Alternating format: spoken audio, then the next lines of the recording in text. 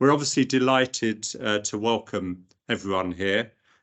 We know there'll be a mixture of people, maybe athletes, coaches, parents, or indeed just anyone who has a general interest in the subject matter. I'm just going to hand over to Professor Stephen Harriage, who's chairing the meeting. Stephen's a Professor of Human Applied Physiology at King's. So over to you, Steve.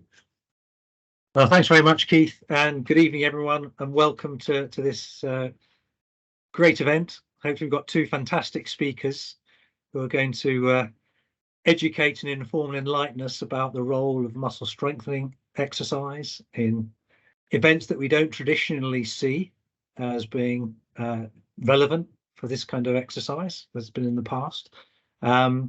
We've got Richard Blagrove, Dr. Richard Blagrove from Loughborough University, a senior lecturer there, the program lead for the MSc in Strength and Conditioning. So there's no one more qualified to speak on this topic than Rich. He's going to be our first speaker. And then we're going to be followed by Becky Lynn. So Becky is a graduate of Loughborough University, a sports science graduate, who has more of an interest in the biomechanics of running. She runs a company, Graceful Running, about the importance of appropriate biomechanics and maintaining running form and so on. But she's also perhaps more widely known as being a fantastic 800-meter runner in her own right, European bronze medalist. So we're delighted to have both Rich and Becky with us this evening. So the plan for the event is for Rich to kick off, going to be speaking for maybe 25 or 30 minutes or so, and then we'll have some questions. And as Keith said, if you can put those into the Q&A, we will endeavour to get through as many of those as we can. And then Becky will take over and give her presentation, and then we'll have questions for Becky at the end of her presentation. So really looking forward to hearing you both speak. So Rich, if you're able to share your slides with us, perhaps we can kick off.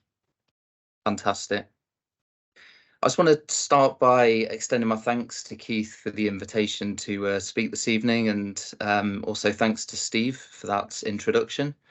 The topic or the theme of this evening is running, strength conditioning and running form. But as Steve mentioned, I'm very much going to be focusing on the strength and conditioning part, and then Becky's going to be following me by talking about running form a little bit. So the aims of my presentation over the next half hour are twofold. So I'm going to start off by explaining why strength and conditioning exercises are potentially important for middle and long distance runners and runners of all age and ability from both a performance and an injury prevention perspective. And then I guess the part that a lot of you would have come for is the kind of practical and applied recommendations around how we can best use strength and conditioning exercises.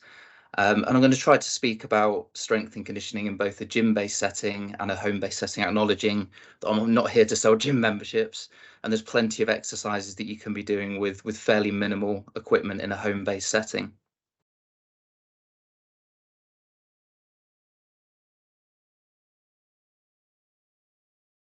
So I'm just going to kick off with a little bit of science, and I'll try and avoid rambling on and getting too bogged down in the physiology of distance running and strength training, because although that's my background, I appreciate a lot of you are here to hear about the more practical side of things. But we know that both middle and long distance running performance are primarily limited by physiological factors. And those have encapsulated quite nicely in what we term the classic model of distance running performance that you can see here on this slide. And it's made up of three factors. So on the left-hand side, we've got maximal oxygen uptake, which is the highest amount of oxygen that we can take from the atmosphere or the air, bring into the body or the lungs, and then transport that oxygen towards the working muscles. And then the working muscles use that oxygen effectively in order to resynthesize and create energy for running and locomotion. In the middle, we've got fractional utilization, or as it's often referred to synonymously in the literature, the speed at different metabolic or lactate thresholds. And that represents the percentage of VO2 max that a runner can access for a given distance or duration. And the closer that we can get to an athlete's maximal oxygen uptake for the duration of an event, the better the performance is going to be. And then on the right hand side, we've got running economy, which represents the oxygen, or more specifically, the energy that it takes to operate at a submaximal running intensity. And this model's been validated in a range of different studies across different distances. So you can see on the right hand side here, the top study validated this model for 10-mile running performance. It's also been used in middle distance running performance to explain a high percentage of inter-individual variability in performance. And then the study that we published in the bottom right-hand corner of the slide also showed that we can predict performance to about 85% accuracy in post-pubertal adolescent middle distance runners. So what's interesting about VO2 max and fractional utilization is they're predominantly limited by cardiorespiratory and metabolic factors, which are obviously trainable via running training. And so obviously to get better at running, a middle and a long distance runner has to engage consistently in a progressive way over time in interval training and tempo running and long slow distance running with quite high volumes. But the interesting thing with running economy is that it seems to be limited or underpinned by a variety of different physiological systems that we've got in the body. So not just the cardiorespiratory and metabolic factors, but also biomechanical, neuromuscular and some anthropometric variables as well. And that's obviously interesting to me as a strength and conditioning coach, because if we can modify the way in which a runner is expressing force on the ground, the way they're moving as part of their running stride, then we can potentially positively influence running economy. Similarly, if I can change the types of muscle fibers that are being activated, the amount of range of movement that a runner is exhibiting as part of the running stride, and some of my plyometric qualities, such as my reflexes, my pre and co-activation, and the amount of stiffness that I've got in my Achilles tendon, I can also positively influence running economy. So with these sorts of things being recognised, we can actually redraw this classical model of middle and long distance running performance. So we've got the same variables, VO2 max, fractional utilisation and running economy, but also recognise that these neuromuscular capabilities that underpin running economy might also be important. And we know that those are very trainable with strength and sprint type training. So if we can change neuromuscular capabilities, positively influence running economy, we might get a subsequent improvement in endurance running performance. And I guess what's also important, particularly for middle distance runners, is anaerobic qualities such as maximal sprint speed and anaerobic capacity. And we know through other literature that those types of things can be influenced with strength and speed training. So I guess that's all the kind of theory behind where strength training might fit in with a middle and a long distance runner. But it's obviously worth looking at training investigations to see if strength training has a positive benefit on some of this physiology. So this was a paper that we published a few years ago, which set out to try to answer that question, to gather together all of the literature and studies that have investigated the use of strength training in runners to see if there's a positive benefit. So we set some criteria around this, that we only wanted studies that had recruited trained distance runners that had engaged with the sport for at least 6 months. We only wanted investigations that had used strength training and had split a group of runners into a group that had continued their normal running and then a group that had done some running as well as some strength training exercise. We wanted the training program to last at least a month. And we defined strength training as either heavy resistance training, which is 12 repetitions per set or less, explosive strength training, which is moving light to moderate loads as quickly as possible, and plyometric training, which takes advantage of our stretch shortening cycle and its exercises such as jumping, hopping and bounding. And the studies needed to have measured one of the physiological characteristics that I've already defined at the start of this presentation, or measured performance in some sort of way. So I'm kind of summarising about 11,000 words here, which which are contained within this systematic review. But to summarise our main findings, as a result of engaging with strength training exercise for a period of between 6 and 14 weeks, we generally see improvements in performance. And the 26 studies that we included as part of this review had used distances from 1,500 metres up to 10 kilometres. I guess unsurprisingly, given the theoretical basis that I've covered surrounding running economy, we also see an improvement in that quality of between about 2 and 8% over this period of 6 to 14 weeks. Things like VO2 max, speed at VO2 max, fractional utilization don't seem to change because their basis is mainly limited by cardiorespiratory and metabolic factors that aren't heavily influenced by strength training. We've seen a few studies that have measured maximal sprint speed and anaerobic capacity, and typically they also show improvements in those qualities. And then importantly for distance runners, as a result of engaging with a heavy resistance training program for several months, there doesn't seem to be very much change in body mass. And we know that it's potentially disadvantageous for a runner to put on muscle mass and body mass because essentially it's going to slow them down during the course of their event. And as a consequence of engaging with strength training, that doesn't seem to be the case, that the body mass changes at all. Just drilling into some of that literature, because as you can see at the bottom of the slide, there was 469 runners that were included in these 26 studies that came from a variety of different subpopulations.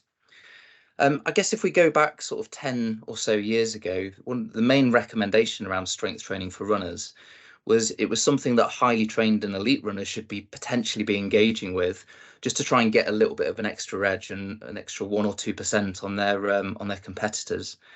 But we definitely saw a collection of studies as part of our review that had used recreational and moderately trained individuals, and had also seen similar types of improvement compared to highly trained and elite runners.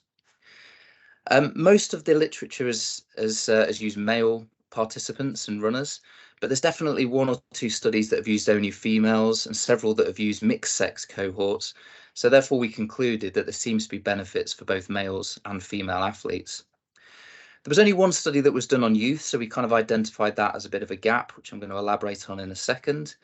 And there's a couple of studies that have used masters runners, so age 35 and over, and have also seen similar changes in running economy with that subpopulation. We conducted a follow-up study to this based on our finding that there hadn't been very much literature which had investigated the use of strength training in adolescent distance runners. And we were funded partly here by the British Milers Club with this study. So we took a group of 18 post-pubertal adolescent distance runners, split them into 2 groups. One group actually reduced the amount of running training that they were doing in order to accommodate 2 extra strength training sessions a week. And then we had a group of 9 that just continued their normal running, and they both logged the amount of running that they were doing as part of the study. We took some kind of fairly standard physiological measures. As you can see with the graph on the right-hand side, we saw a positive change, so a reduction in the energy cost of running across a variety of different speeds.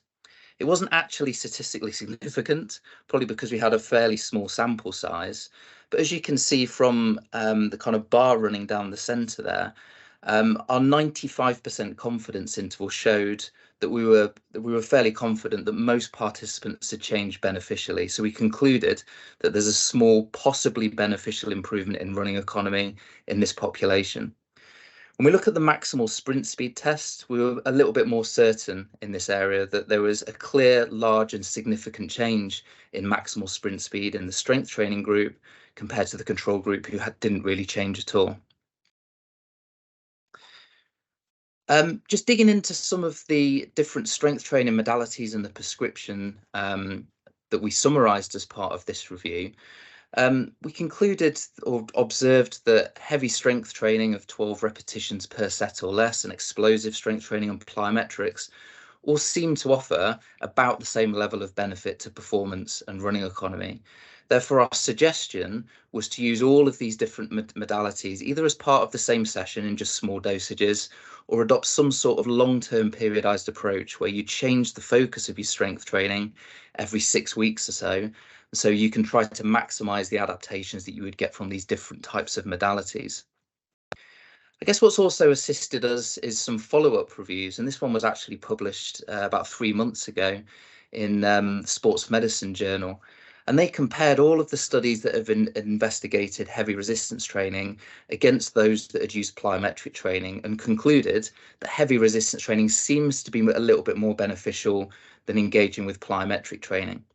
I put a question mark next to therefore having a greater bias towards heavy resistance training, because most of the studies that have used heavy resistance training have tended to last a little bit longer, so 9, 10, 12 weeks in duration, compared to the studies that have used plyometric training, which tend to be about 5 or 6 weeks. So the greater benefit that we're seeing with heavy resistance training might just be because the studies have used that training modality for a little bit longer compared to plyometrics. What we didn't look at in our review was, I guess, lighter loads of resistance training, which would represent a more sort of muscular endurance type approach, and any sort of studies that had used circuit training. But this study that you can see that I've just pulled up on the slide compared those two types of approach. So light to moderate muscular endurance type approach against heavier resistance training, and essentially concluded that the light to moderate loads, surprisingly, offer less improvement compared to heavier loads. And that sounds a little bit counterintuitive, because if we're training for an endurance sport, it would probably make sense to follow a more muscular endurance type approach. But the reason we observe this is probably because the heavier loads are offering a greater stimulus to the neuromuscular system, driving greater adaptations in neuromuscular qualities, and therefore improving running economy and performance to a greater extent. And we get a lot of muscular endurance related adaptations from just doing running training. So if we're already engaging with running on a daily basis, I guess it sort of makes less sense to be using a muscular endurance type approach with a general or non-specific training technique like strength training. Another gap that we identified in the literature is studies typically measure running economy when participants are pretty fresh or unfatigued. So they'll get them on the treadmill, they'll run them for 3 or 4 minutes until they reach a steady state, and then they'll measure running economy for around about a minute. And they might do that several times across different speeds. So typically it will last longer than no longer than about 15 minutes. However, we know through a number of different studies that running economy deteriorates during a prolonged bout of effort, such as a half marathon or a marathon. And some of the work that's come out of Andy Jones's lab and the studies, or rather the data that he's collected with Eliot Kipchoge's training group and Paula Radcliffe, would suggest that the best runners in those groups have this durability quality that might also be a really important determinant of performance. So in other words, their economy, their VO2 max, their fractional utilization doesn't really change very much over a 2-hour effort compared to sub-elite and more moderately trained athletes. And we actually showed this quite recently in a study which one of my PhD students, Mikhail Zanini, has led. And you can see here that over a 90-minute run in a group of 46 male well-trained athletes, that running economy stays fairly consistent and level for about an hour or so, and then it slowly starts to drift up. So by the time we get to the end of a 90-minute effort, it's above our kind of error of measurement of running economy, and it's made quite a big difference.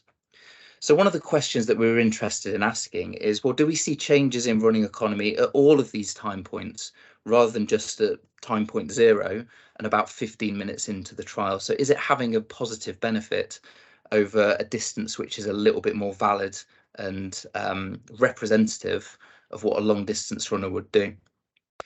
So this is the first time I've presented the results of this study, because we only finished it very recently. It was partly funded by the National Strength and Conditioning Association, and so we're just preparing the manuscript to submit it to a journal. So we had a decent sample size for this. We took 38 well-trained male runners. We put them through a fairly standard sub-maximal and maximal running test in order to identify speed at lactic threshold, speed at second threshold, and VO2 max. And then we brought them back to the lab a few days later to complete a 90-minute run on the treadmill at 10% delta above their lactic threshold. So that speed represents around about their marathon race pace. And it sounds quite cruel, but then we went straight into a time to exhaustion run at 95% of their speed at VO2 max, which represents around about 5-kilometer race speed for these runners. And they ran at that for as long as they could until they were completely exhausted. We then randomized them to 2 different groups. So one group that carried on their normal running plus added 2 strength training sessions a week. And then the control participants just continued engaging with their normal running training. They did that for 10 weeks, and then we brought them back to the lab, put them on the treadmill for their 90-minute run again, and then they also did their time to exhaustion at 95% speed at VO2 max. So similar to the graph that I showed you on the last slide, what we saw with the control group was this gradual creeping up of economy, and this is percentage change along the y-axis here, over the course of the 90-minute run. And after the strength training intervention, that hadn't really changed. And if anything, it got slightly worse, as represented by the green line that you can see there. What was really interesting, and this was sort of the thing that we were trying to set out to try to look at, was with the strength training group, we saw a similar type of response at baseline. So before the strength training intervention, the running economy was gradually creeping up and getting worse. But after the strength training intervention, it seemed to flatten out a little bit. So we're getting this kind of divergence between the pre and the post lines, to the point that running economy hadn't really changed very much at all following the strength training intervention. The time to exhaustion was also improved quite a lot. So you can see here in the S, so the strength training group on the left-hand side compared to the control group, they were fairly similar in their time to exhaustion at baseline. But as a result of the strength training intervention, the strength training group improved significantly compared to the control group, which didn't really change at all. I guess a little bit more anecdotally with the runners that I've worked with over the last 15 years, this is kind of how they seem to describe the effects of strength training over a long-term period of time. In that when they start off a time trial or a race event, they kind of start at a speed that they know that's manageable, but then they almost get like this second wind in the second half and have this sensation of kind of feeling quite strong. And that's what we seem to be observing with this study, that the running economy doesn't really deteriorate very much. And then they're able to really kick on in the final few minutes and speed up and reach a time to exhaustion, which is longer compared to if they hadn't done strength training.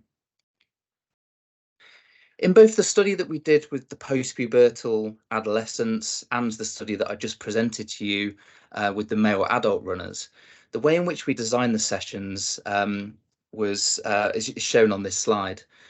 And so the sessions were typically lasting around about an hour, and we would typically divide it up into 4 components or units, which last between 10 and 20 minutes each.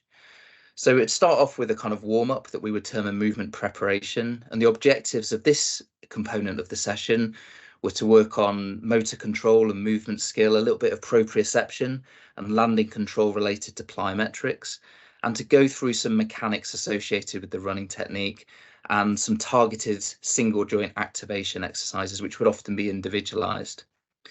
We'd then go into 10 or 15 minutes of plyometrics and running drills, which would involve some fairly low intensity drills for these types of athletes because they're fairly new to this modality of training, but could include some bilateral jumping, some strides and some sprints, and then potentially for more well-trained, strength-trained runners, some hopping and some bounding exercises. We'd then spend about 20 minutes doing the resistance training, which might include some explosive work as well. So this would typically be using squats and hip hinge type exercises and steps and lunges, as well as 1 or 2 upper limb exercises.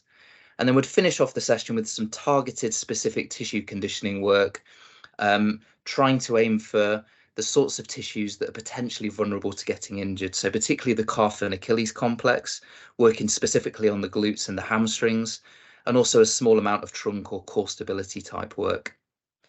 I guess there's a little bit philosophy, but this would typically be how I would design sessions outside of a research setting as well, on the basis that runners that are new to strength training don't need a huge amount of dosage in order to drive a positive adaptation that makes a difference to their running.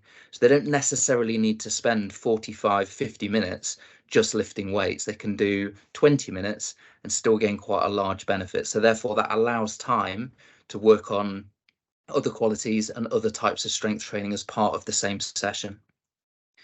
Just have a short break for my voice. I'm just going to show you some examples of the types of exercises that fit within each of these categories. So for the heavier resistance training, we've got hip hinge exercises such as the RDL or the Romanian deadlift. We've got squatting movements, I guess the barbell back squat being the classic one. This is an elite middle distance runner demonstrating these, so they're pretty good. We've got the deadlift from blocks, eventually going to the ground. We've got the barbell hip thrust exercise, which obviously targets muscles around the hip. And then moving on to unilateral exercises, we've got basic stepping patterns such as the dead leg step up. And then loaded low box step ups.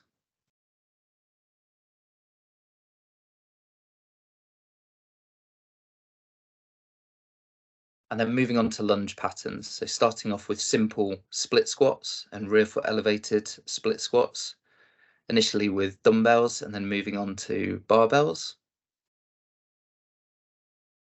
And then some examples of some more explosive work. So this is trying to move light, moderate loads as quickly as possible. So we'd often use medicine balls for this type of work, and then body weight with things like box jumps. And then if we've got it available to us, weighted sled pulls and pushes.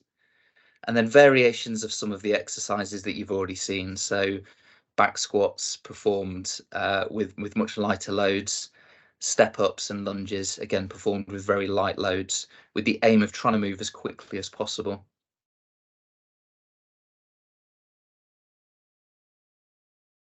I guess this would be considered a bit more of an advanced exercise once an athlete is fully accustomed to doing step ups. And we also rely quite heavily on Olympic weightlifting movements, so clean and jerk and snatch. And you can see some basic derivatives of the clean movement, so the hang clean, and then some pulls from the ground, which is essentially just weighted jumping movements. And then finally, to finish up, some examples of plyometrics. I think there's often been a misconception around plyometrics in the past that you need to be very, very strong or at least experienced with strength training before you can start engaging with plyometrics. But that's absolutely not the case. That we know that young athletes that are new to strength and conditioning, that haven't acquired high levels of strength, can still benefit. And it's just about prescribing the appropriate intensity and volume of plyometrics exercises. So some of these early ones, the low intensity movements and drops from low heights, would be good examples of those. And then after a period of several months, alongside doing some heavy resistance training work, we'd start to build up the intensity. Once we've got a good level of movement competency, the athlete can be reactive and quick off the ground.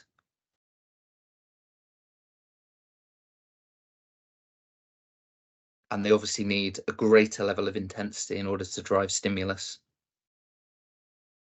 So hop and sticks and step and sticks, as well as some multi-directional and lateral movements. These were young athletes that were part of the study, actually. So you see this being used with 15, 16-year-olds.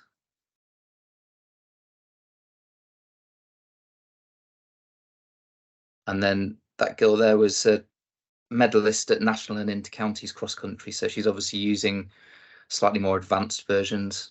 And bounding, yeah, I guess represents very much an advanced version. The focus of the presentation so far has very much been about the benefits that strength training offers to performance. And we did a survey in around about 2,000 competitive distance runners, and then 667 of them regularly engaged with strength and conditioning and sort of habitually used it as part of their routine. One of the questions in the survey was, well, why do you do it? What's the objective of your strength and conditioning sessions? So I guess based on what I've presented so far, you might expect the answer to be, well, to improve my performance. But the top answer was actually, well, we've got this belief that it lowers our risk of getting an injury. So I'm just going to briefly explore some of the evidence around this. So we know through cross-sectional and correlational work that particularly muscles around the hip have got, or weakness in muscles around the hip is related to a number of different running related overuse injuries, such as anterior knee pain, Achilles tendonitis and tendinopathies, shin splints, IT band syndrome, and so on. And also weakness in the plantar flexors is related to Achilles tendon overuse injury. So the mechanism of this that authors speculate and review papers speculate might be due to the resilience or the kind of integrity of some of those tissues. If we expose it to loading and strength training, it improves that resilience and therefore reduces the risk of injury.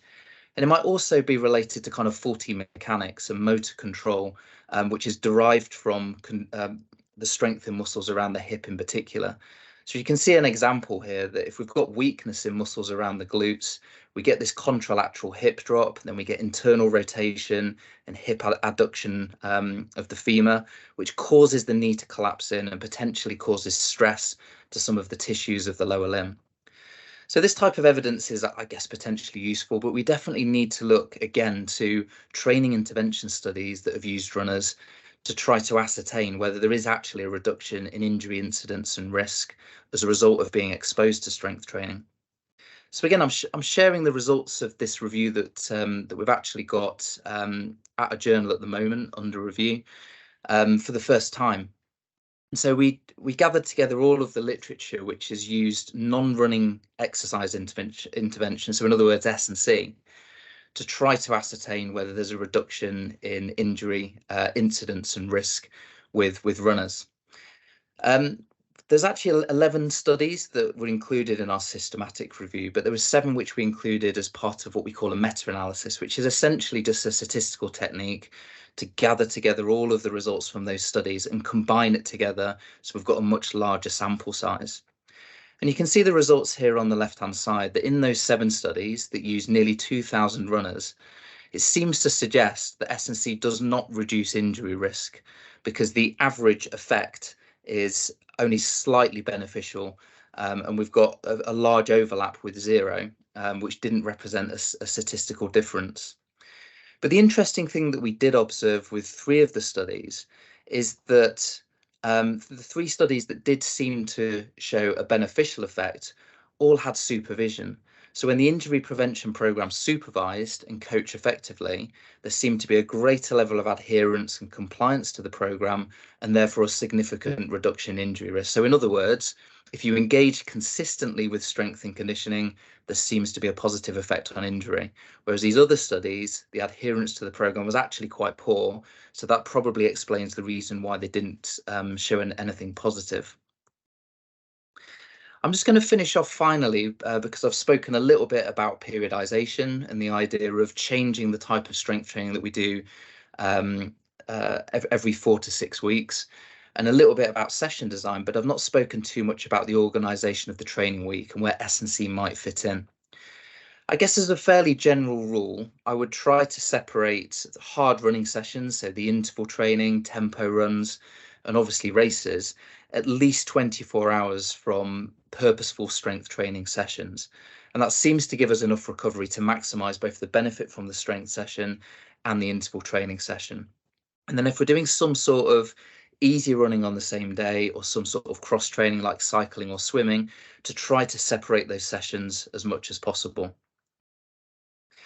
There's, I guess, this potentially quite controversial model to the training week, which seems to have been adopted by organisations like British Athletics and some of the elite and highly trained runners that I've worked with, that I would term a kind of polarised day design, whereby we have very, very easy days in the week, such as the Monday, the Wednesday, and the Friday that you can see here.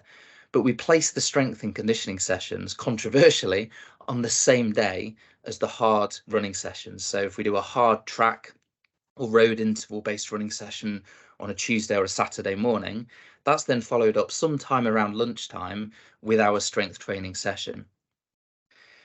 Looking at the research to kind of support this, well, there isn't very much at all. If the main outcome that we're trying to drive is related to maximal strength, we seem to be able to get away with it. And so if the main constituent of these sessions is lifting heavy weights, you're probably going to be fine. If there's any sort of outcome which is related more to explosive strength development or development of the stretch shortening cycle using plyometrics, I would suggest it's a slightly more risky strategy, both because we're going to drive suboptimal adaptations to an explosive strength, and there's potentially an injury risk with plyometric training so soon after quite a hard interval training running based session. Another model of organising the training week for any sorts of runners that have got very busy lifestyles, so they're in at university or school, they've got families, they've got a busy social life, and so they can't necessarily get to a gym-based setting as a second session of the day, is to try to microdose with training units the strength and conditioning spread throughout the week. And this is a suggestion that I've used both in practice with runners and put forward as part of a couple of book chapters. And you can see an example here of how it might be organised, that we do a small amount of plyometric and resistance training on a Monday, we do some basic movement skill work as part of a warm-up before an interval session, and so on. So the units that we had as part of the session actually just get split across the week, and so they're a little bit more easy to manage and incorporate into the overall programme. Just to give you an example of how this might look, particularly if it's a home-based strength and conditioning programme, I've got an example of how we might take some of the exercises that we did before, but try to load a runner through the same sorts of movement patterns and muscle groups. So we've got a dead leg step up, which is basically using the stairs in your house or a fairly low chair if you've got something that's fairly stable. We've got multi-directional hopping, and this would preferably be done without shoes on. We've got single leg glute bridges. We can easily load across the hip by using some implements that we've got at home, such as filled up water bottles or a heavy bag. Sideline leg raises, which we could use some external resistance in the form of a mini band, which only cost a few pounds. And a side plank, which I think most people will be familiar with. And then variations of single leg calf raises. Again, on your stairs at home. So just to summarise, based upon the evidence that we've got available, adding strength training to the programme of middle and long distance runners of all ages and abilities seems to improve running economy and anaerobic qualities, which are important, especially for middle distance performance. And these translate to improvements in performance without any increases in body mass, at least over a few months. For performance improvements, runners should try to perform at least a couple of strength training sessions a week, or split those sessions using this micro dosing type approach into smaller, more manageable units. And with the injury prevention research, when S&C programs are supervised or adherence is quite high and we stick to it consistently over time, there might be a small reduction in the risk of sustaining an overuse injury. Thanks very much for listening. Hopefully I haven't gone too much over time there. Welcome any questions. Thanks very much, Rich. That was fantastic. Really interesting, comprehensive and beautifully clear. So thanks very much indeed. So if I can encourage anyone who would like to ask a question, please go to the Q&A and type your question in there and we'll get to those. And while people are thinking of them, perhaps I can just start off a discussion, Rich, a little. Yeah, sure. From my days as a runner, 400-meter hurdles, a bit too short for you, but we used to do this kind of work. It was interesting how you've grouped together strength and conditioning, because you tend to think traditionally of being in a gym and lifting heavy weights, but your strength and conditioning actually encompass what perhaps we would have described as drills. Yeah. But you're encompassing that as a strength and conditioning component. We would have it like as a sprint drill, but it's still clearly very important in your. Yeah, and I guess with the runners that I've worked with, it'll always depend on the coach's expertise and what they kind of feel comfortable coaching. That a lot of coaches that I've worked with have got a very good understanding of biomechanics and kind of human locomotion, and can coach gait. And I know Becky will probably talk about this, but can coach running drills to quite a high level. And so if that's the case, I would usually leave it for them, and that kind of falls within their remit. But a lot of the time, yeah, like strength and conditioning coaches, part of kind of our accreditation and assessment is having a good working knowledge of speed and running mechanics. And so, like most strength and conditioning coaches will be very capable of coaching running technique and running drills and so on. And so we'll often have that as part of either warm-ups or like plyometrics and speed type components of strength sessions. Great, thanks for that. Now I don't want to hog, because I can see there's some questions beginning to come into the chat. So Keith, are you having there's one first one, Rich, is about arm strength. Really, do you think arm strength training is beneficial in 1500-meter runners? Quite a specific one there. Yeah, I mentioned it very, very briefly on the slide I had about session design, but typically I would include some upper body work for runners. Like I'd keep it quite basic, particularly for those that are new. So include like a push and a pull. So an example of a push exercise would be something like a press up, just working with body weight initially, and then potentially moving on to like an overhead dumbbell shoulder press. Sort of doing a demo if you can see. Like bench pressing is quite useful as well. And then for the pull exercises, I would typically start with like an inverted row, and then move towards doing a body weight pull up. And you can use things like single arm dumbbell row and bent over rows as well.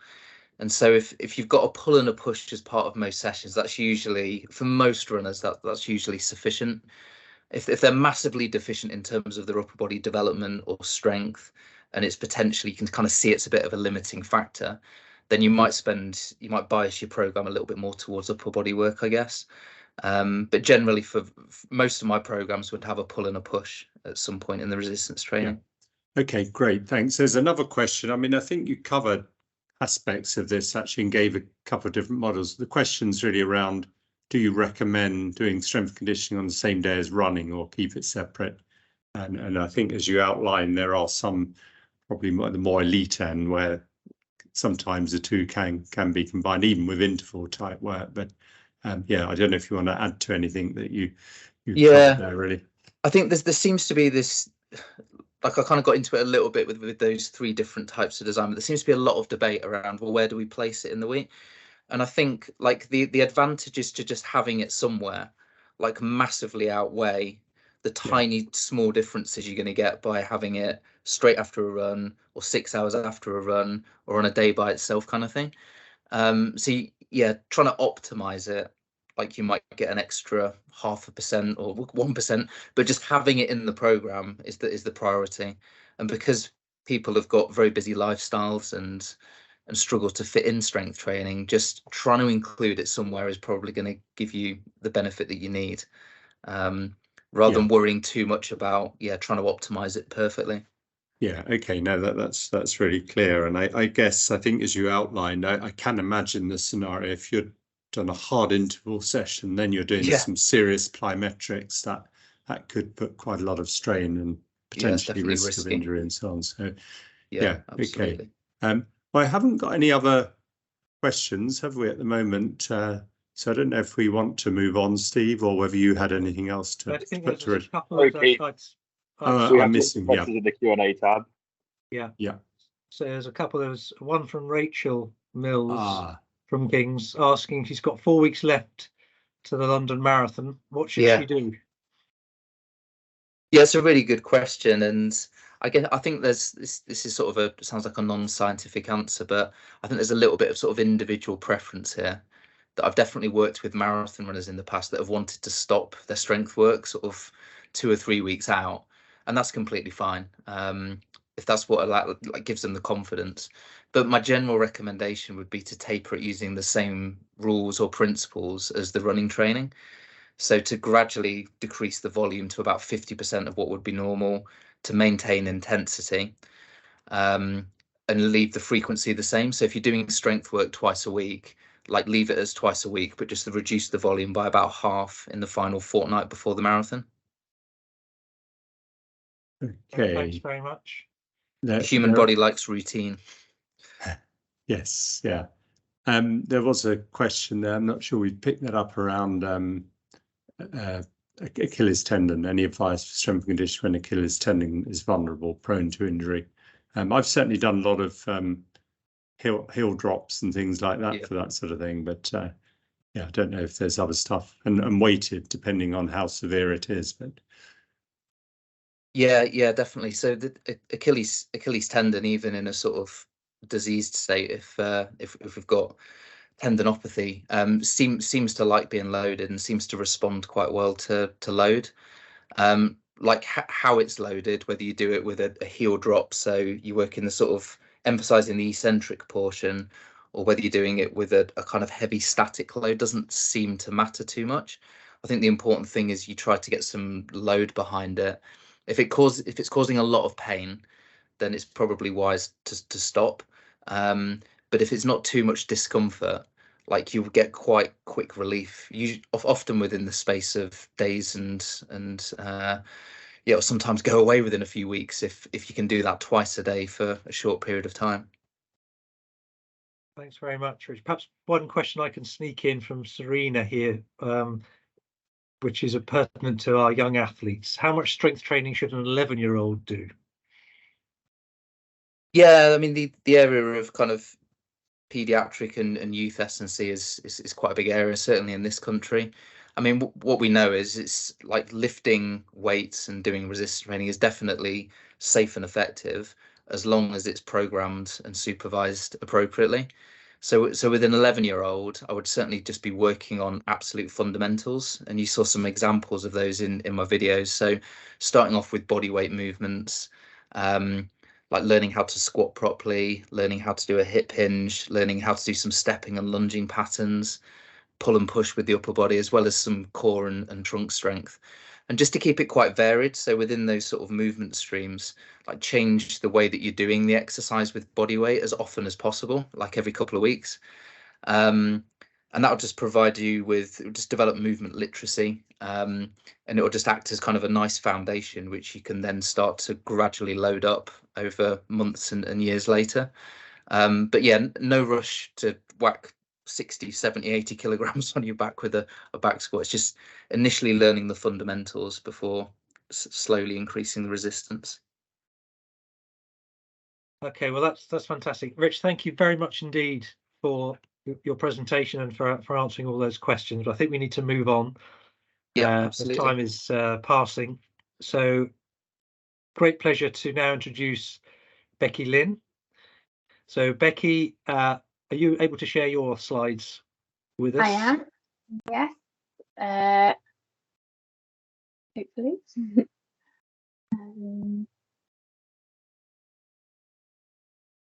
Sorry, I'm more of a Zoom girl. I'm still getting to grips with the.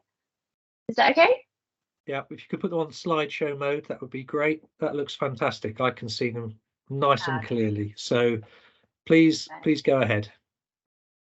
Okay, great stuff. Yeah, thanks ever so much for inviting me this evening.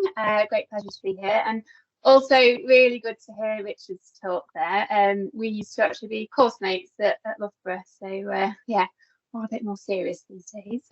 But yeah, still great to learn more as well. I certainly picked up some really good tips there, so thank you very much for that. So yeah, we're going to be focusing in more specifically on form now. So I'm just going to start off by asking you all to go to, I don't know if you're familiar here with Menti, but it's like an online voting system.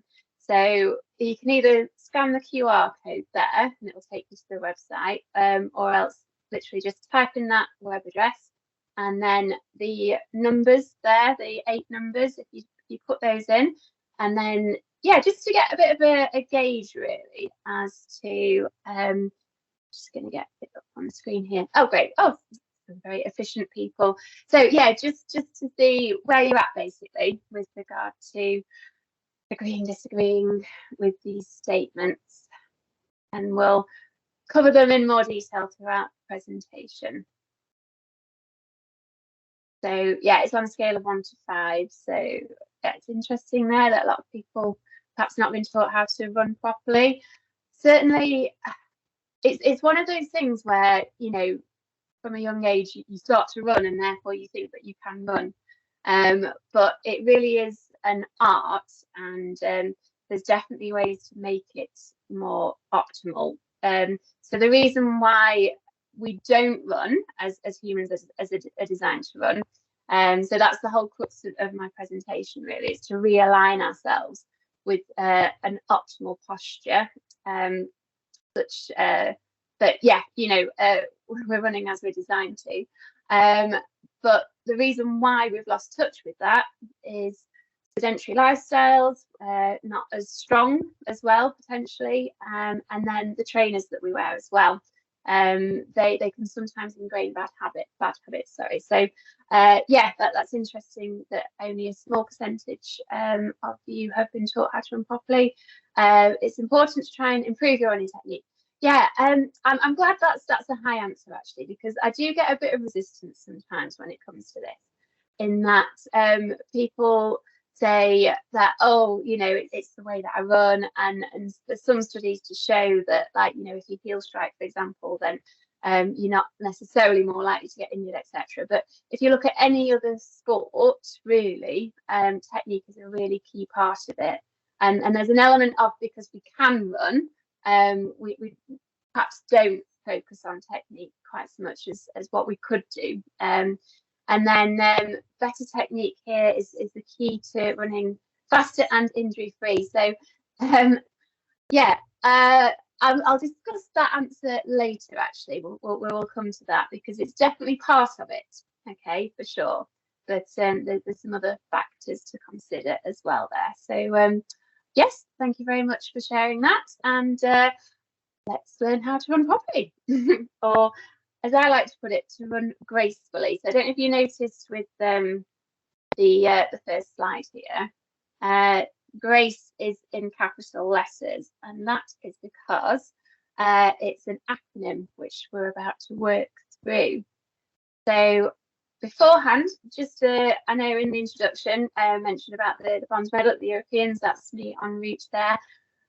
I hadn't been taught how to run properly at this point. On the surface, it looked like I had a fairly good tech, and certainly I was getting success on the track, but I was struggling from a lot of injuries. In particular, for me, it was more sort of calf and Achilles. Yeah, due to sort of slightly overstriding, etc. And interestingly, just comparing myself to the Ukrainian behind me here, she's much more stable in her hips and not as much tension and twisting in the shoulders there.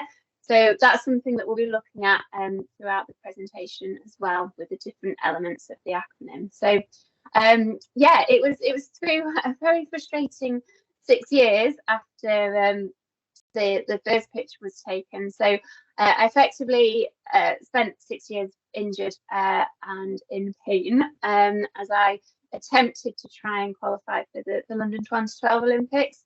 But yeah, because there was faulty mechanics there, yeah, I just kept banging my head against a brick wall. And it wasn't until I retired that, because all through those 6 years, I was learning an awful lot about, you know, oh, okay, so it's important to do this, it's important to do that. But it's only really sort of all came together when I actually retired, and then I didn't take it quite so seriously. I let all of my pains and injuries heal, and then I could really sort of experiment with everything that I'd learned. So there's a picture of me here now.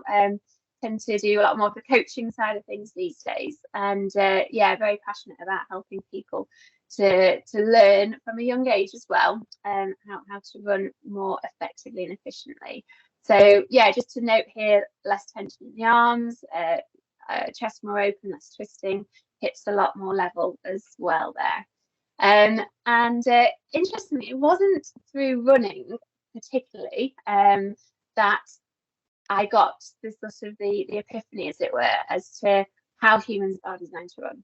It was through learning how to dance. So yeah, I never allowed myself to do it as an athlete, because it wasn't a serious thing. But yeah, I don't know if you've got any Strictly fans in the audience here tonight, but you know, when you get the judges' feedback, and they often just really nitpick about just tiny little things and adjustments to movement, but the aesthetic of the movement, just with those small changes, can really make all the difference.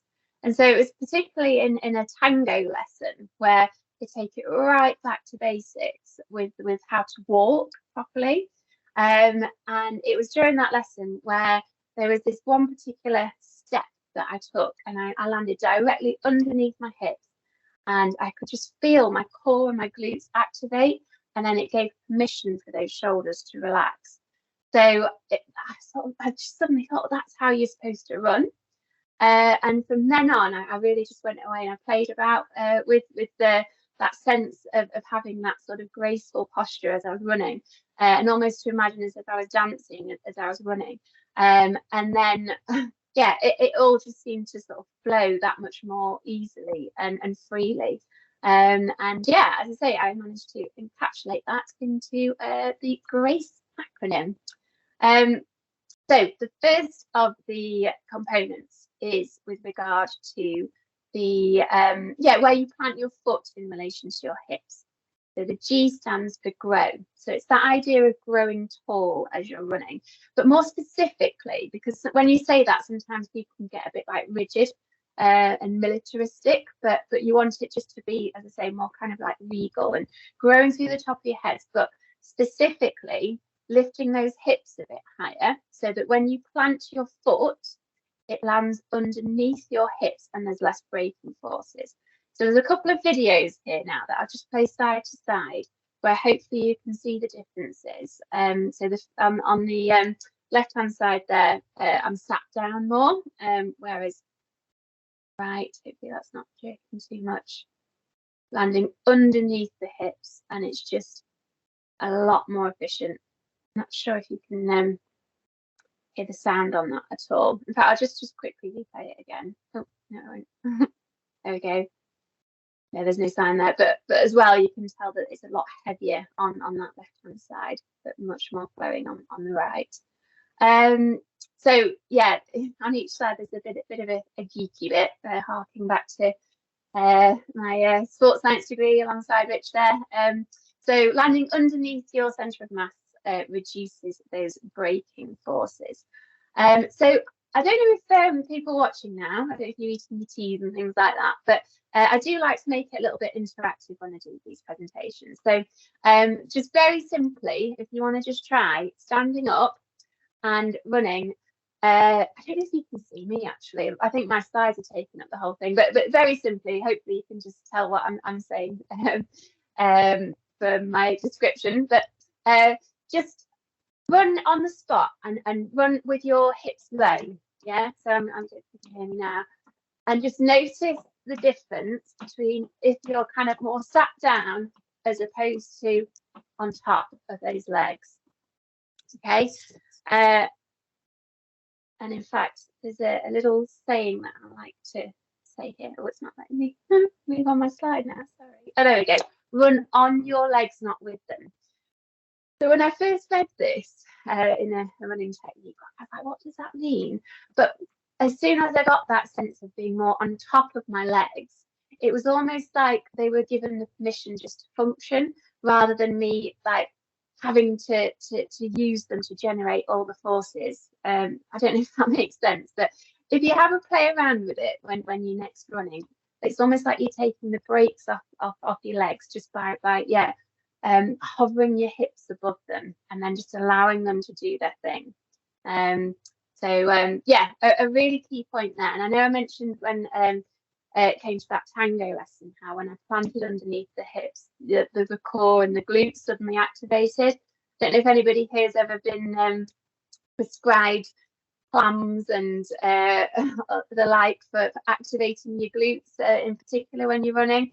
I know I certainly did a load of those as an athlete, but so I got really strong glutes, but because I wasn't running in the right position, I still wasn't able to use them despite the fact that they were stronger.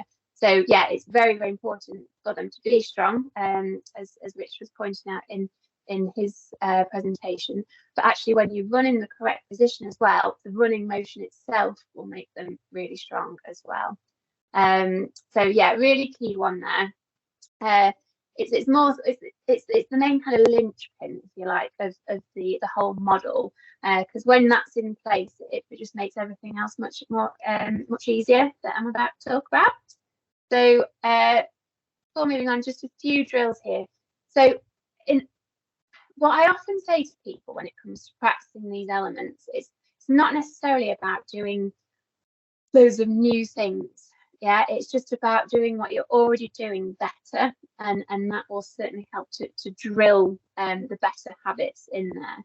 So I'm sure a lot of people watching will have done things like high knees or bum kicks before. So again, just being a bit more mindful as you're doing those exercises, just to take the brakes off, just to be lighter and peppier on your feet. So here, again, you can just notice that the freedom of the movement there. And certainly a lot of the epiphanies that I got when it came to how we are designed to run and just the sort of the feel of the movement came through just during my long runs and playing about with the posture a little bit.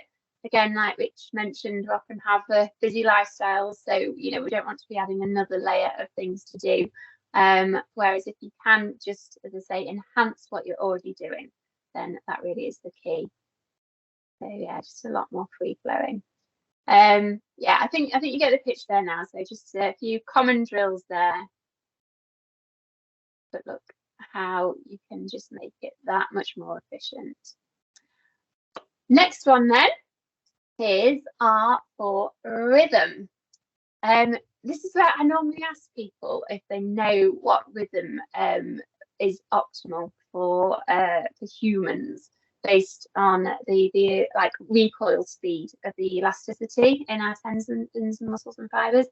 Again, I'm not very familiar with teams, so I don't know how to see people's answers if they were to type it in the chat. Yeah, if anyone wants to have a guess, or if you actually know, but I'll come to it in a second. And don't worry about the writing here. Basically, these are just images from a textbook which show that we do have this potential energy that's stored, particularly also in the tendons. I know Rich talked about the the tendon stiffness. So yeah, that if you can get good stiff joints when you're running, then you're much more likely to be able to get that recoil from the springs that we have naturally. So basically what this geeky bit is saying is that the recoil speed, it will equate to about 180 strides a minute. So I do a lot of technique analyses now in my business, and I tend to find that people are usually in the sort of the 160 to 170 range, and so they're just killing a little bit of that free energy that's available. So again, a lot of what I try to teach when it comes to the graceful model is that there are free sources of energy. So we are able to run faster without actually having to generate more of the force ourselves. So again, if you can align yourself with this natural recoil speed, then that's going to ping you forward much more so. So I do have a challenge that I like to do here now. And then just a little cue there that is useful to bear in mind. It's that about having buoyancy in your core. So yeah, just being lighter and peppier on the ground, basically. So yeah, the challenge, if you would like to accept, again, getting up off the sofas, hopefully not eaten too close to this, although it's only just a light exercise. So similar to what we've already done.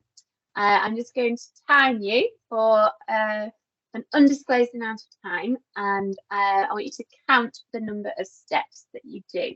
Okay, so hopefully you're all poised. If you do want to join in, it's only going to be a very short amount of time. Okay, not 90 minutes on a treadmill kind of thing, just a very quick one. So ready, on your marks, get set, and go. I just suddenly thought, I don't know how I'm going to see your answers to this, but if one of the facilitators is able to see the answers, then please do. Anyway, I'll shut up so you can count. There were, Becky, in the last one, a couple of posts 180 steps per minute in the chat, so I'll look out for anything that appears there. Yeah. Thank you. Okay, so 3, 2, 1, and stop. Right then, does anybody want to type in what they did if they didn't join in with the challenge?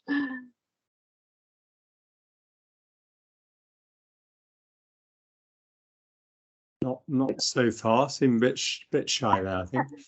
Oh really? Gosh, it said there's over 100 people. They're not on there. No, we got a 90 offer here. 90, 85, 95, 74, 68, 65.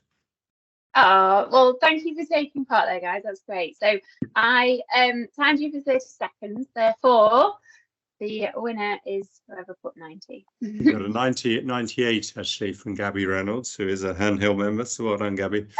Okay, yeah. So perhaps a little bit too quick there. Yeah, so overriding that elasticity. So yeah, it's that idea of just sort of being very reactive off the ground. So certainly a lot of the plyometric type work that Richard was mentioning and demonstrating in his videos is really good to kind of train the elasticity, but also to get the sort of the feel of it as well. So yeah, it's very much about feel, a lot of what I try to impart. So yes, whoever said 90, you are officially the metronome. That's your new title. Okay, so moving on now, we have A for alignment. So there's a few different elements when it comes to alignment. I'll start off just by talking about this, this sort of side-on alignment.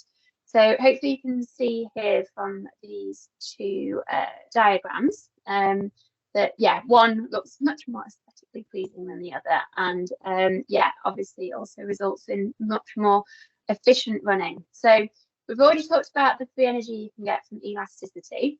Another source of free energy that you can benefit from is from gravity. So what I like to tell people here to think of and imagine is almost like your body's like a plank, and you're just tilting forward from your ankles. And then what that does is it creates a displacement between the top and the bottom. And so you have a horizontal force vector. So running then becomes controlled falling. And you, as I say, you can benefit from that free source of energy from gravity. And the when I coach the young kids, like you saw in that picture before, I like to say to people, or to the kids in particular, it's almost like they've got to feel for this magic source of energy that's just carrying them along, which might sound a little bit like fairy tale, but you do get that sense of almost like a helping hand behind you when you do have that like postural integrity that's just a very subtle tilt forward. So sometimes what happens when I'm coaching this is that people start to tilt forward from the waist rather than from the ankles. But if you think of it more, as I say, as a tilt forward from the ankles and it's forward and up, then that tends to align yourself better with the free source of energy from the gravity there. So as I say, you create that horizontal force vector, and then running becomes controlled falling. Another really key thing to mention here when it comes to alignment, and it's not so much to do with gravity, this next point is a real common thing that I see when I do the analyses, is that there's an anterior pelvic tilt. So that's basically a sort of like an arch in the lower back, and your pelvis just sort of tipping forward. So all sorts of different reasons why that's so common. Largely because we're sat down a lot of the day these days, so you do get a little bit locked up in the hip flexors. But what that does is it puts your core and your glutes again in a very weak position to activate. So if anyone wants to get up for a third time and just try jogging on the spot and deliberately tilting forward in the pelvis and just noticing the impact that has on that sort of sense of strength when you're running, as opposed to if you then, what I like to say here is if you imagine that your pelvis is filled with water, and you don't want the water to tip out the front. You want it to sort of all be contained within the pelvis.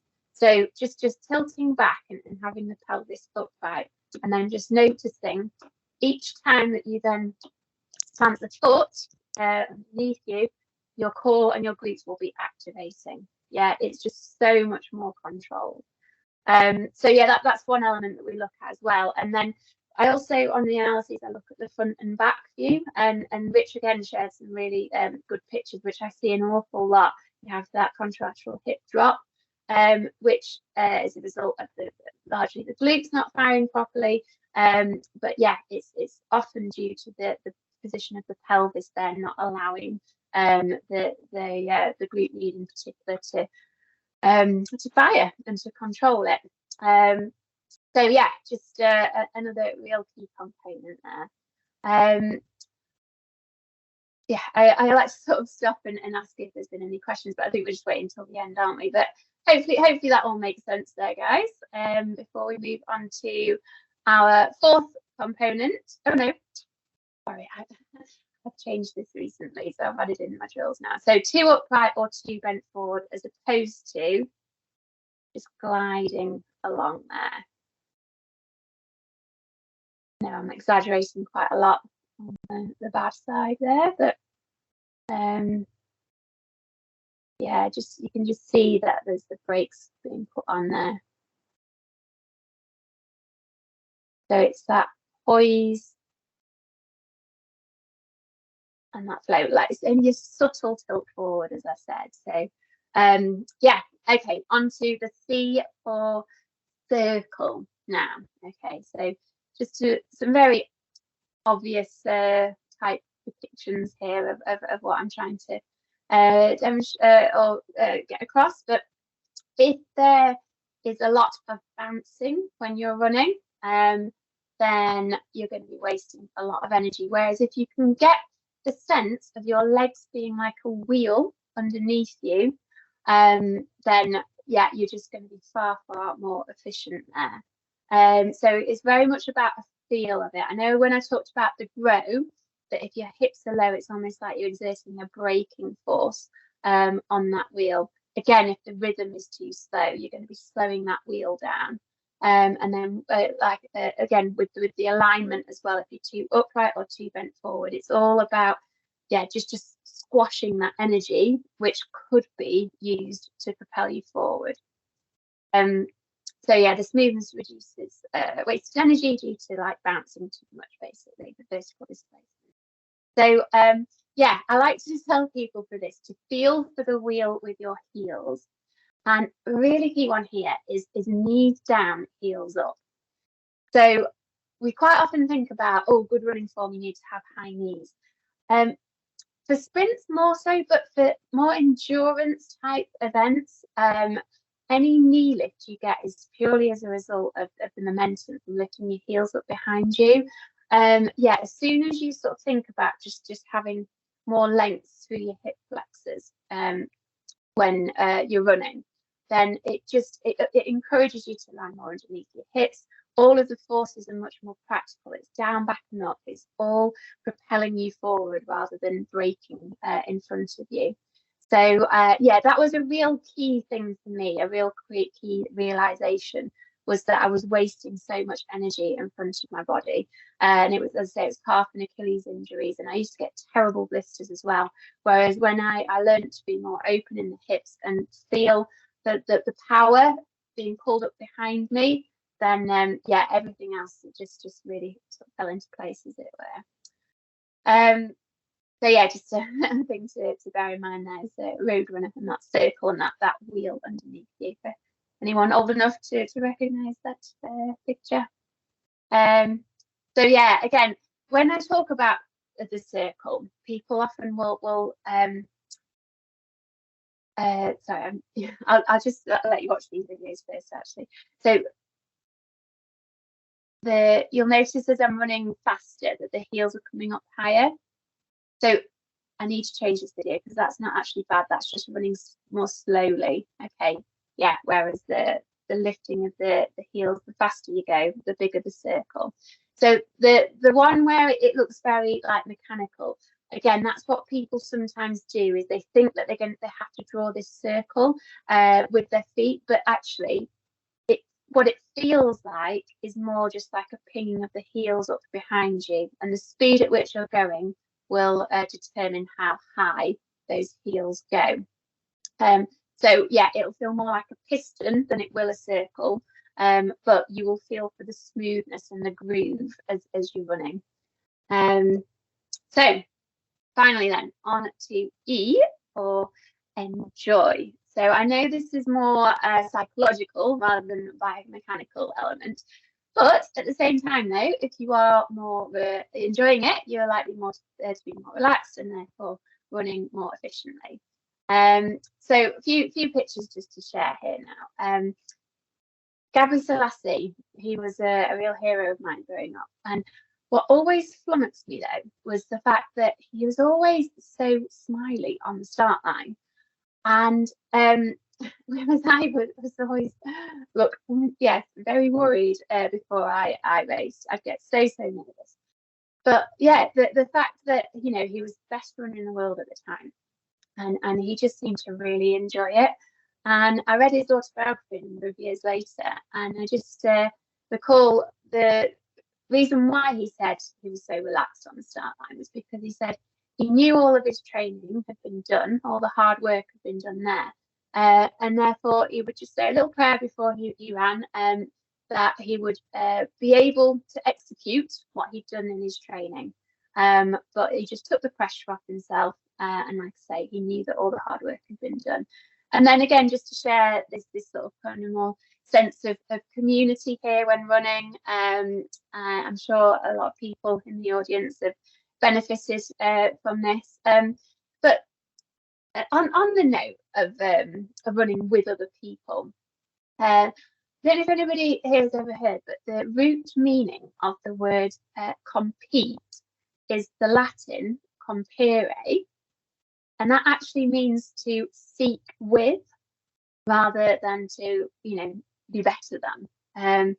So yeah, since learning that, I've tried out on a few park runs, and instead of kind of getting tense and running next to people and thinking, oh, I want to try and beat you, I've just seen them rather than an adversary, seen them as an accomplice, and like thinking, oh, I'm going to work with this person, and like, you know, openly encouraging them, or even just in my head just thinking, yeah, we're doing this together. And it just seems to give you that extra reserve of drive somehow.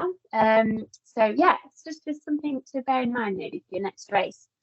Just see your competitors as your accomplices, and hopefully it will make a difference. And then I'm sure, again, everybody without knowing it, that has felt the benefits of this here in terms of the hormonal impact that it has on us. So what this is basically saying is that biochemically, when you run, you will burn off a lot of the stress hormones. It's actually used as a source of energy. So I know I've certainly come back from runs and yeah, got a new perspective on things, and suddenly the world feels like a better, more manageable place. So as I say, there is a real tangible difference there in terms of what's happening in the body. And then I've got the quote here, the cue, have fun, do good. So again, using that sort of a sense of enjoyment, so sort of raise money for charity and do good things, etc. So have fun, do good, and the running will come. So yeah, it's just getting outside of your own head sometimes can be really beneficial. The running, by the way, is in brackets because it's a quote that I stole from Richard Branson, and he said money rather than running. So let's move to the final few slides now, guys. So sharing a video here, and I'm sorry it's really grainy, but it's from back in the day, from the athlete that I believe has the most graceful technique that I've ever witnessed. So I'll not say who it is in case anybody wants to guess in the chat, but I had the great honour, because again, he was a real hero of mine, of doing a training camp with him a number of years ago now. And I just had the chance to really grill him on his technique. Just interesting, looking at that guy in second, so much more tense and upright, yeah. So again, elite athletes not always taught how to run. Whereas the guy in the lead there is just eating up the ground. It's en route to running a world record. Yeah, so as I say, I really got to grill him on asking him why his technique was so good. So obviously, well, not obviously, but he is a Kenyan, so You know, he didn't have the big clumpy shoes growing up, which was a good starting point, but he didn't actually point to that when I asked him. And he said one of the reasons was it wasn't how he necessarily ran. He said it was how he carried himself in everyday life. So I know I talked about that tango lesson and learning how to walk properly.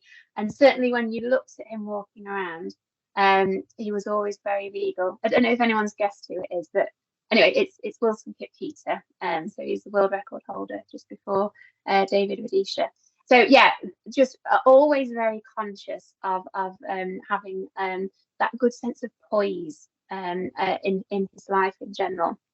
Now I know in the very first part of the presentation where I got you to do the Menti there, and I asked you to say to what extent you agreed with the statement that improving your technique was the key to preventing injury and running faster. So it's definitely a part of it, okay, but the real key is in running consistently so you can build up that resilience. And the keys to that, so I attended a presentation just recently actually by a guy who's done a PhD in running technique and injuries, and he says that there's three things that actually trump technique. And I'm sure Richard will be pleased to know that S&C, so strength and conditioning, is one of them, and that was one of the things that Wilson Kipketer definitely agreed with. But again, when I went to the gym with him, it was all about technique as he was doing it. Yeah, he was not forcing the movements. He was really flowing and finding a rhythm and just making sure that he was really drilling like good movement patterns. Another factor, which is more important when it comes to consistency, is recovery. And he, on that note, Wilson Kipketer, he said that because he looked at all my training diaries, and he said, because I've been very injured by that point, and he said, first of all, you're doing too much. Second mistake is that you have a training plan. And I was like, what? And like, you know, it's all about sort of sticking to the plan and being really committed, etc. And he said that he never had a training plan. He was very lucky in that he had a one-to-one coach, and so they could pretty much adapt on a day-to-day basis. But his routine was he would go down to the track, have a walk around, kick a football around for a bit, and then depending on how he felt, that would determine what he'd do for that day. So he was very, very in tune with his body. I have a saying that I like to use, which is grace before pace. And so yeah, instead of sort of thinking, oh, I have to run really fast, it's like, no, okay, how do I feel?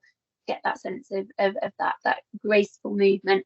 And then you can push it from there if you feel good, but if you don't, then you can do something else. And then the third factor was yeah, just body maintenance and therapy. If you do get access to massage, for example, or physios, then yeah, that's those three things, as I say. So the S&C, the recovery, and the therapy are really, really key when it comes to consistency. But if we're talking about, you know, getting the very best out of yourself, then technique absolutely can make a real difference as well there, particularly if you incorporate it into what you're already doing and just making it more efficient.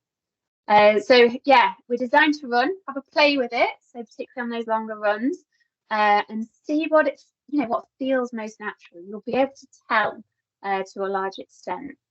So I know I've mentioned a couple of times about the analyses that I do here. So just if anybody is interested, if you want to know how you match up against that GRACE acronym, we do a slow motion video analysis of footage you send in. You get a score and then some summary points here, and then some drills and S&C book as well, and then that body maintenance, as we've mentioned already.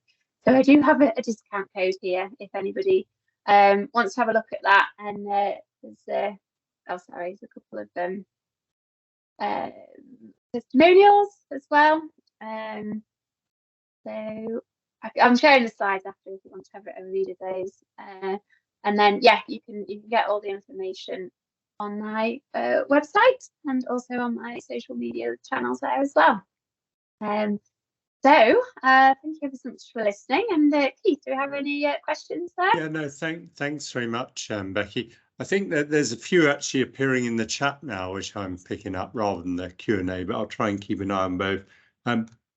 There's certainly a question around the sort of pace of running, and it's really saying, you know, when I'm running at a slower pace, heartbeat maybe around 130, the person finds it more difficult to keep a little bit of that forward moment, you know, in terms of their sort of positioning, I guess, of the body, tends to be a little bit more upright. I think that's the gist of the question there. So when you're running slower. Yeah. Do you know what? Yeah, in that situation, it will literally feel like you're almost trotting along. So there's a guy that I run with on a Friday, and we do 10K in about 80 minutes. So he's a bit of an older guy. So it's and in that situation, like the tilt forward for me will be so subtle. You don't even feel like you're tilting forward to a certain extent. You know, I mentioned about that feeling for that magic energy and that magic sense of just being carried along. Focus on that rather than feeling like you're tilting forward. Yeah, just sort of feel for that extra little helping hand behind you. And yeah, it'll just be a very subtle lean. Great. Thank you, Becky. I mean, there's lots of positive comments in the chat, thanking both you and Rich. But in terms of further questions, one or two specific ones. As a physio, I'm keen to know your thoughts of pelvic floor training, apart from of improving running in your experience. So I don't know if you want to answer that or Rich, but I suppose it's a usefulness of pelvic floor training. Was she saying it apart from running, or just sort of in general? Well, it's phrased that way. Keen to know your thoughts of pelvic floor training, a part of, as maybe that's as part of improving running. I think that's what it should say. Yeah. So can that help to improve your running, basically? Yeah. I mean, I'm happy to make a comment there, and then if Rich wants to, as well. Yeah. So the control center of running, really, you know, as we're designed for it to be more around our, you know, our core area. What tends to happen a lot is that people will control the movement from their shoulders because they don't have that core strength, or they're not in a position to be able to use that core strength.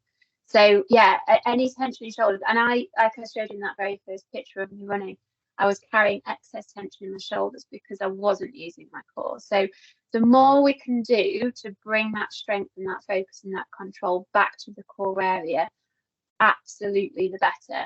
And so, yeah, it's about the strength, but it's also really important to make sure that the position is allowing you to use that strength as well. Great. Okay. So, are you okay, Rich, if I move to another question, or did you want to add anything now? No, nothing specific to add. It's probably not really my area of specialism, but I would use specific pelvic floor training with any runners that are postpartum, and yeah, potentially any runners that have got chronic lower back pain pathology. It would generally be referrals from physiotherapists and prescription from physiotherapists. Whereas if I'm dealing with runners that haven't had any issues with lower back and they're otherwise healthy, then we wouldn't isolate a muscle like pelvic floor generally. Great, thanks, Rich. So one other interesting question, which I think would be relevant to a number of people actually, does running on a treadmill or just running form quicker than running outside? So I suppose it's a question about treadmill running versus running outside and how that impacts your can impact your running form. It's something I've often thought about, actually. Don't know the answer there. Yeah, so I do actually, if I do in-person analysis, I do quite like to use a treadmill, just because it does enable you. There's a few factors. Sometimes if there's a mirror there, you can see what you're doing, which is a really powerful form of like visual feedback that you can act upon in a live situation. Another thing I really like about the treadmill is that you have bar that you can hold on to, and so it enables you just to practice a little bit and to have a more of a sort of a play and experiment in changing your body posture and having that sort of safety belt, as it were, there just to help. So I think that it can be a really useful tool, and I've certainly seen some very quick and almost instantaneous improvements when I've been working with people on treadmills. I did watch a webinar recently as well that was talking about somebody whose knees were falling in, and yeah, the physio had tried just to prescribe like the more like climb exercises, glute exercises to stop that from happening. But the best results that he got was when it was just on a treadmill and the runner was able to see their knees, and they were literally just sending like a message to their knees just to not fall in and just to push them out slightly. So it felt a bit unnatural to start with, almost like they were running bow-legged, but then once they'd ingrained that better movement pattern, then yeah, that was the most effective way of preventing the knees from dropping in. Oh, you're on mute, Keith. Sorry. Yeah. Just one final question. I think there are a few more, but I'm conscious it's beyond 9 now. It was just about whether one would use sort of running drills both before and after a training session to improve running form. Yeah. Would you use them before and after? Do you know what? It's a good question. In all honesty, I have not ever done it after. I've done strides and things after a run, which I think can be beneficial. But in terms of doing running drills, I don't know if Richard has any experience of doing it after or not. I do tend to prescribe or subscribe, sorry, to the 80-20 type approach. So it's not like the more is always better. So you want to try and get maximal benefit out of minimal input. And so yeah, doing loads of drills like before and after, like in terms of getting the most out of your time and your energy. I would favour doing it beforehand as an active warm up, and just to drill good posture for the run itself as well then. Great, thanks very much, and thank you.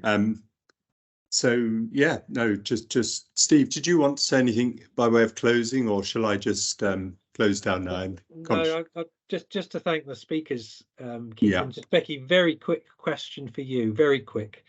So great presentation. If you went back to your younger self, having told us what you've been telling us this evening, would you have run faster? And if so, by how much do you think you'd have run faster?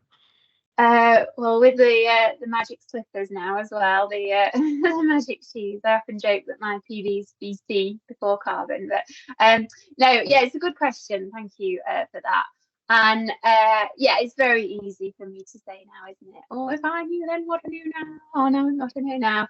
But I do genuinely, yeah, I just, and it was only a really sort of subtle change really that I that I made that stopped me getting the blisters, stopped me tearing my calf, stopped me straining my Achilles. And so yeah, I do think I quite well could well have run faster. By how much? Sure. I mean, another thing, and I'm sure a lot of athletes can relate to this. Training times were pointing to faster times than what I was running. So I ran a 1:58, but there were some sessions that I was running at like, 156 type pace as well. So it would have been nice to think that I could run around about then, that sort of speed. Maybe even Keely a run for money, but you never know. So yeah, just try now to help drill better techniques in those younger athletes now, and so they can get the most out of their running. Well, that's great, Becky. Thanks very much indeed for sharing all that with you, and thanks very much to you, Rich and Keith. Back to you for a closing. Yeah, no, I won't. Not a lot to say now. I mean, I did put surely 155 in the chat there, Becky, but who knows? Yeah, can't rewrite history, I guess. But anyway, thanks so much, Rich and Becky. I think there's so many positive comments from all over the country. Thanks from Nottingham, someone's just said, so that's great to see. And what we will do, we have recorded the session and we'll make it available through YouTube normal channels, so we'll sort of publicize that in some way. And also we'll probably follow up with a short survey. We did that with our last talk and it's quite useful for us to get feedback. So, but yeah, thank you very much as well, everyone who's come along today. We've had great attendance, and yeah, hopefully everyone takes something away from it. So on that note, we'll probably close, I think.